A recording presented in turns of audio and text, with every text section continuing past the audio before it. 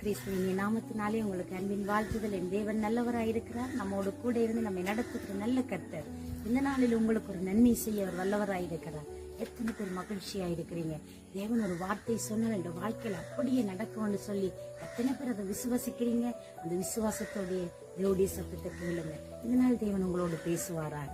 138வது சங்கீதம் 3வது வசனம் சொல்கிறது, நான் கூப்பிட்ட நாளில் எனக்கு மறு உத்தரவு அருளினீர், என் ஆத்துமாவிலே பலன் தந்து என்னை தைரியப்படுத்தினீர் என்று சொல்லி வேதம் சொல்கிறது. அன்பு பிள்ளைகளே, அழகான ஒரு வார்த்தை சொல்லி, என் ஆத்துமாவிலே பலன் தந்து என்னை தைரியப்படுத்தினீர். என் ஆண்டவர் நான் கூப்பிடுகிற நாளிலே நீர் எனக்கு மறு உத்தரவு அருளினீர். அன்பு பிள்ளையே, இன்றைக்கு பாருங்களேன், சில சந்தர்ப்பத்துல நம்ம கூப்பிட்டா, போன்ல கூப்பிட்டா, நம்ம தெரிஞ்சவங்களை கூப்பிட்டா, சில நேரத்துல ரொம்ப வசதியா இருக்கிறவங்க நம்ம கண்டுகொள்ளாம போவாங்க, காணாதது போல போவாங்க, சில நேரத்துல கண்டுக்காமலே போய் விட்டுருவாங்க. ஆனா இப்படி எல்லாம் பலதரப்பட்ட சூழ்நிலைகள் இருக்கிற பொழுது தாவீது என்கிற பக்தன் இப்படி சொல்லுகிறார், நான் கூப்பிட்ட நாளில் எனக்கு மறு உத்தரவு அருளினீர், என் ஆத்துமாவிலே எனக்கு பலன் தந்தீர் என்று சொல்லி அவரை சொல்லுகிறதை நாங்கள் அவதானிக்கலாம். பிரியமானவர்களே, பாருங்களேன், இன்றைக்கு நம்ம தேவையில்லை, நம்முடைய ஆபத்து காலத்தில் என்னை நோக்கி கூப்பிடு, நான் உன்னை விடுவிப்பேன், நீ என்னை மகிமைப்படுத்துவாய் என்று சொல்லி ஆண்டவர் சொல்லி இருக்கிறார். அன்பான கர்த்தருடைய பிள்ளையே, எங்களுடைய ஆபத்தில நம்ம மனுஷர்களை பார்க்கிறோமா? மனுஷரை பார்க்கறதுனால மனம் மடிவாகி போய் நீங்க சோர்ந்து போய் இருக்கிறீங்களா? பயப்படாதீங்க. ஆபத்து நாளில் நான் கூப்பிட்டேன், தேவன் எனக்கு மறு உத்தரவு அருளினார், என்னுடைய கூக்குரலுக்கு தேவன் பதில் தந்தார் என்று சங்கீதக்காரன் தாவீது இந்த இடத்திலே சொல்கிறார். சங்கீதக்காரன் தாவீதுடைய வாழ்க்கையில் அவர் கடந்து போன வழிகள் பயங்கரமானவைகள். அவர் மரண கண்ணிகளுக்குள்ளே அகப்பட்டிருக்கிறார். அங்கே பயங்கரமான எதிரிகளுடைய சதிகளுக்குள்ளே சிக்கி தவித்திருக்கிறார். யார் என்னை விடுதலை கொடுப்பது என்று தெரியாமல் நின்ற சந்தர்ப்பங்கள் உண்டு. எனக்கு வேதத்திலே அழகாய் சங்கீதக்காரன் தாவீது வர்ணித்து பாடின ஒரு பாடலே அழகாய் எனக்கு பிடித்த ஒரு பகுதி இருக்கிறது. அவர் இவ்வனமாய் சொல்லுகிறார், ஒரு தடவை ஒரு செங்குத்தான மலை இருந்தது. மலைக்கு அப்புறத்திலே சவுலும் அவருடைய படைகளும், இந்த பக்கத்திலே தாவீது தனித்த மனிதனாய் வேதனையோடு நின்று கொண்டிருக்கிறார்.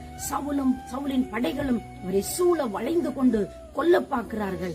எப்படி ஆகிலும் இந்த தாவீதை நாங்கள் கொன்று விட வேண்டும் என்று சொல்லி கங்கணம் கட்டி அவனுக்கு எதிராய் வந்து நிற்கிறார்கள்.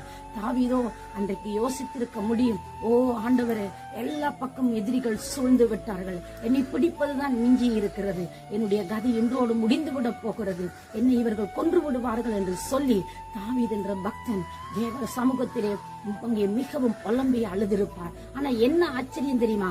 வளைந்து அவரை பிடிக்கிற அந்த சந்தர்ப்பத்திலே சவுலுக்கு உடைய படைகளுக்கும் ஒரு செய்தி வருகிறது, உங்களுடைய பட்டணத்தை, உங்களுடைய பகுதியை அங்கே இன்னொரு அந்நியன் ஆக்கிரமிக்கிறதற்கு ஒரு படை வந்து கொண்டிருக்கிறது, உடனடியாக இந்த இடத்திலிருந்து வாருங்கள் என்று சொல்லி அந்த இடத்திலே அங்கே சொல்லுகிறதை நாங்கள் அவதானிக்க கூடியதாக இருக்கிறது. பிரியமானவர்களே, அப்பொழுது இந்த செய்தியை கேட்டதும் அங்கே சவுலும் அவருடைய படைகளும் என்ன செய்தார்கள் தெரியுமா? அங்கே தேவ சமூகத்திலே அவர்கள் என்ன செய்வதென்று தெரியாமல் உடனடியாக அந்த இடத்தை விட்டு அவர்கள் நகர்ந்து போகிறார்கள். தாவீதை பிடிப்பதை பார்க்கிலும் அந்த எதிரி படையிடத்தில் தங்களுடைய ஜனங்களை தப்புவிப்பது அவர்களுக்கு மேலாய் கண்டது. உடனடியாக அந்த நொடியிலே அவரை பிடிக்கிறதற்கு ஒரு சற்று தூரம், ஒரு கொஞ்சம் வினாடியிலே அந்த சூழ்நிலை அப்படியே தேவன் மாற்றி விடுகிறார். இதுதான் உங்களுடைய ஆண்டவருடைய அற்புதமான செயல். அந்த கணப்பொழுதிலே, ஒரு நொடி பொழுதிலே, ஒரு இமைப்பொழுதிலே தம்முடைய மக்களுக்கு அவர் ஆதரவு செய்வதும் அவர் தம்முடைய மக்களை விடுவிப்பதும் தான் என் ஆண்டவருடைய சிறப்பான குணாதிசயமாயிருக்கிறது. எனக்கு அன்பு பிள்ளைகளே, இந்த நாளிலும் நீங்கள் அப்படியா ஒரு இக்கட்டில தவிச்சு போய் இருக்கிறீங்களா? ஆண்டவரே, மனிதர்களுடைய உதவி இக்கட்டு நாட்களில் மனிதனுடைய உதவி விருதா என்று சொல்லப்படுகிறது, வீணானது, பிரயோஜனமற்றது என்று சொல்லப்படுகிறது. அந்த மனிதர்களுடைய உதவியை நாடி நீங்கள் மனமடிவாகி போயிருக்கிறீங்களா? மனம் சோர்ந்து போயிட்டீங்களா? தேவன் இன்றைக்கு உங்களுக்கு அற்புதம் செய்ய வல்லவராய் இருக்கிறார். அந்த இக்கட்டின் நடுவில் இருந்து கொண்டு, அது எப்படி கடினமான சூழ்நிலையா இருக்கட்டும், அது வேதனை நிறைந்ததா இருக்கட்டும், அது போராட்டம் நிறைந்ததா இருக்கட்டும், உங்களை பயப்படுத்துகிற சூழ்நிலையா இருக்கட்டும், நீங்கள் பயப்பட தேவையில்லை. பிரியமானவர்களே, அந்த நிலையில இருந்து தேவனை பாருங்கள். அதுதான் இங்கே பாருங்களேன், ஜோபு பக்தனுடைய வாழ்க்கையில் அவர் சொல்லுகிற காரியம், அவர் என்னை கொன்று போட்டாலும் நான் அவர் மேலே நம்பிக்கையாயிருப்பேன், அவர் என்னை கொன்று போட்டாலும் நான் அவரிலே தான் நம்பிக்கையாயிருப்பேன். ஆண்டவர் யோபு கொல்லையிலேயே அந்த பொல்லாத நிலையில இருந்து, அந்த கொலையில இருந்து, அந்த மரண கண்ணியில இருந்து தேவன் தூக்கி எடுத்து எதையெல்லாம் இழந்தாரோ அதையெல்லாம் திரும்ப கொடுத்தார். இதுதான் ஆண்டவருடைய சத்தத்தின் பிரதிபலனாயிருக்கிறது. இதுதான் தேவனை நோக்கி கூப்பிடுகிற பிள்ளைக்கு தேவன் செய்கிற அற்புதமான காரியமாய் இருக்கிறது.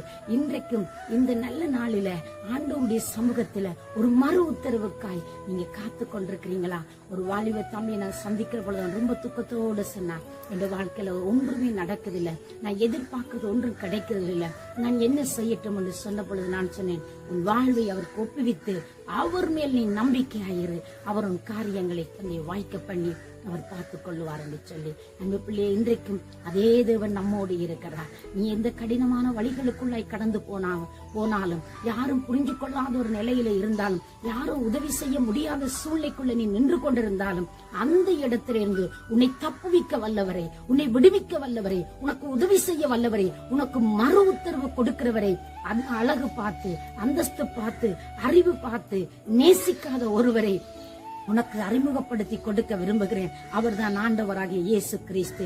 இந்த உலகம் பார்க்கிற பிரகாரமாய் அவர் உங்களை பார்ப்பதில்லை. உலகம் நினைக்கிற வண்ணமாய் உங்களை நினைப்பதும் இல்லை.